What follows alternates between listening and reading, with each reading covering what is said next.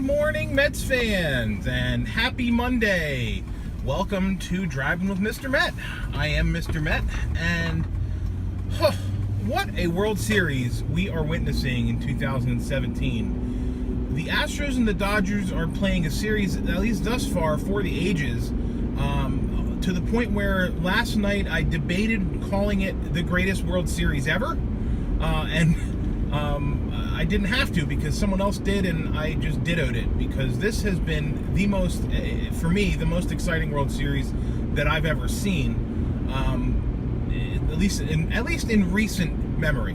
So we're going to talk about that a little bit today, and we're also going to talk about the latest in the managerial hiring / coaching staff hiring wheel of fortune that's going on in baseball. So last night there were 7 home runs hit in the game.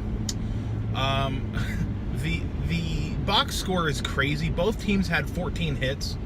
Another extra innings affair. This one a 10-inning affair, but still just absolutely edge of your seat entertainment from Major League Baseball.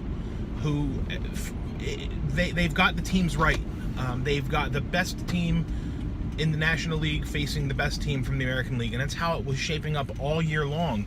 And it turned out that these two teams ended up getting to the big dance, the World Series. And in years past, a lot of times the best team doesn't make it.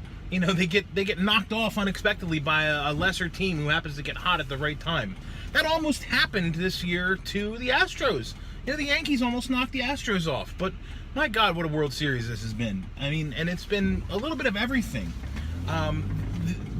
But to me, the World Series is so emblematic of baseball in 2017. You've got starting pitching that isn't getting out of the 5th inning for the most part. You've got really, at least so far, terrible bullpen work and home runs that you can't even count unless you have more than one hand. And I'm talking every game. I think I heard something last night that there have been 100 home runs hit in the postseason so far this year. That's just nuts. It's just nuts. But, in this World Series, there's going to be 50 at this rate. So anyhow, World Series Game 6, back to Los Angeles tomorrow night, Halloween night. Fox will have all their spooky graphics out, and they'll show signs of the full moon and whatnot. And, of course, I think back to the Mets World Series game. Okay, enough of that. So let's move on. Let's move on to the managerial situations in baseball. Over the weekend, there was one official hiring and one last night sort of unofficial hiring. The official hiring was the Nationals. They've selected Dave Martinez to be their manager. He signed a 3-year deal with an option, and Twitter was, of course, having a good time with that. And my favorite tweet was from my counterpart at Miss Met. And she said, does the option include the ability to fire him after 1 year? Which, in Nationals land, that's sort of par for the course, it seems. So anyway, the Nationals get Dave Martinez. And last night at about 9 o'clock or so, I got an alert that John Heyman reported, I think it was John Heyman at least, reported that the Phillies are going to end up hiring Gabe Kapler to be their next manager. So once again, this trend toward younger managers continues. The aggregate age in the National League East of managers is going to drop by like 25 years from last year to this year. So it's interesting to see that changing. But again, it's emblematic of baseball changing and the mindsets of baseball changing, and sabermetrics really taking over as the guiding principle for managing a team.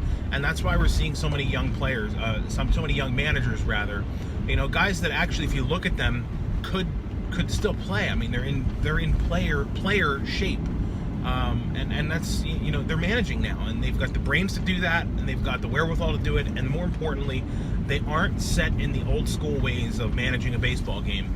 And that's, I think, why we're seeing so many young managers being hired around the game. So that's going to wrap things up for today. Before I wrap it up, actually, there is one thing. Kevin Long, of course, is still a free agent. And for me, if I were a betting man, I would say he's going to be back with the Mets. I did want to throw that out there. I do think Kevin Long will end up back with the Mets as the hitting coach for 2018. He will take another shot at finding a managerial gig after this year.